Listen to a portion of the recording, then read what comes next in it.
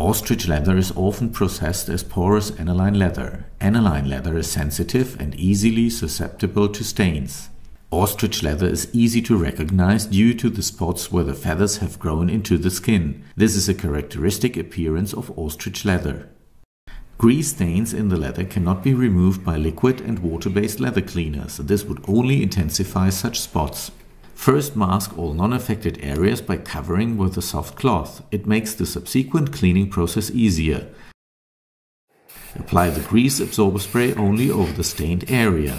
To remove the grease stain, apply the grease absorber spray several times. Wait about an hour before another application, allowing enough time for as much grease or oil to be pulled out of the leather.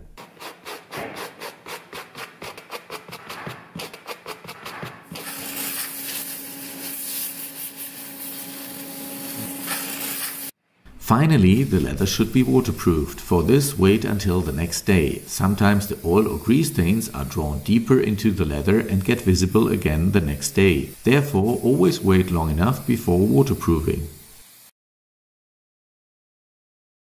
A detailed description and further tips on many leather problems can be found at www.colourlock.com.